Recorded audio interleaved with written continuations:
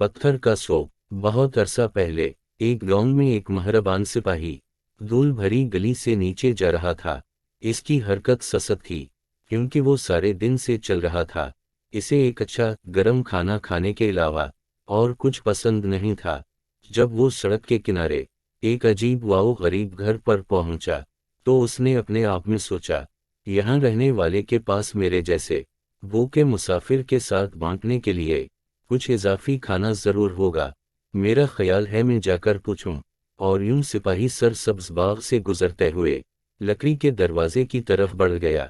घर के सामने पहुंचकर जैसे ही दस्तक देने के लिए उसने हाथ बढ़ाया, तब दरवाजा अचानक खुल गया। दूसरी तरफ एक बूढ़ा आदमी खड़ा था। इसके हाथ कमर पर बंधे थे और उसने तेवरी चढ़ाई हुई थी।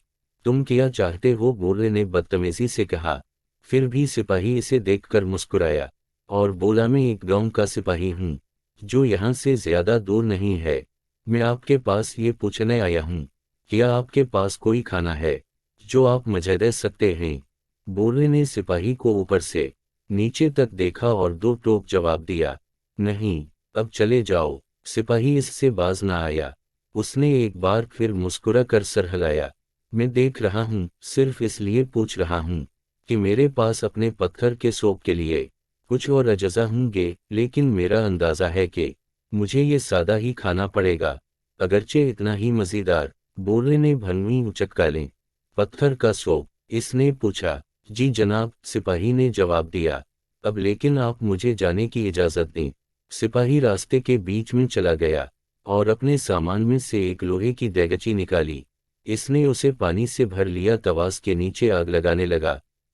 फिर बड़े इहतिमाम के साथ हास ने रेशम के थैले से एक आम सा नजर आने वाला पत्थर निकाला और आहिस्ता से उसे पानी में गिरा दिया। बूढ़ा हैरानी से अपनी खिड़की से ये सब देख रहा था। पत्थर का सूप? इसने खुद से पूछा। यकीनन ऐसी कोई चीज नहीं है। और थोड़ी देर बाद सिपाही को एक छोटी सी छड़ी से पानी हिलाते देखकर बूढ़ा आदमी बाहर निकला और सिपाही से पूछा, तुम क्या कर रहे हो? सिपाही ने अपने बर्तन से निकलने वाली भाप की खुशबू ली और अपने होंठों को चाटते हुए कहा, आह, मुझे पत्थर के सूप से ज्यादा कोई चीज पसंद नहीं है। इसने फिर बूढ़े की तरफ देखा और कहा, यकीनन थोड़े से नमक और काली मिर्च के साथ पत्थर के सूप का जायका और अच्छा होता। हिचकिचाते हुए बूढ़ा अंदर गया और नमक और काली मिर्च लेकर आहिस्ता आहिस्ता सिपाही के हवाले कर दिया। जब उसने इन्हें बर्तन में छिड़क दिया, उसने एक बार फिर बूढ़े आदमी की तरफ देखने से पहले इसे हिलाया और कहा, आप जानते हैं, मैंने एक बार गोभी के साथ पत्थर के इस हैरत अंगेज सूप का मजा चखा था। इसके बाद बूढ़ा आदमी अपने गोभी के पौधों के पास पहुंचा और सबसे पकी हुई गोभी उठाकर सिपाही को दे दी। हाँ, कितनी शानदार है! सिपाही ने गोभी को काटकर बर्तन में डालते हुए कहा।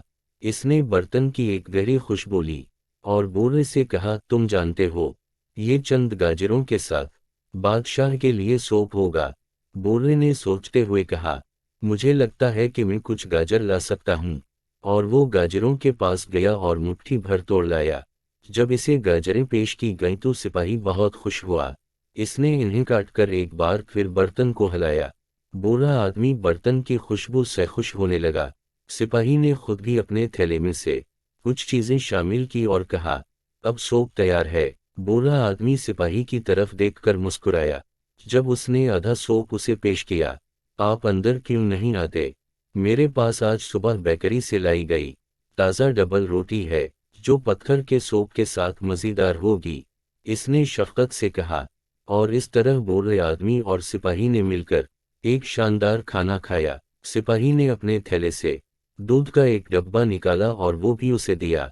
बूढ़े आदमी ने सिपाही से इत्तेफाक किया कि सूप बहुत अच्छा था, जो उसने पहले कभी नहीं चखा था। लेकिन ये कमाल पत्थर का नहीं, बल्कि दोनों के इत्तेफाक करने से हवा। दोनों एक ऐसा लजीज खाना बनाने में कामयाब हो गए थे जिसे वो अपने दरमियान बांट कर मज़े से खा सकते थे।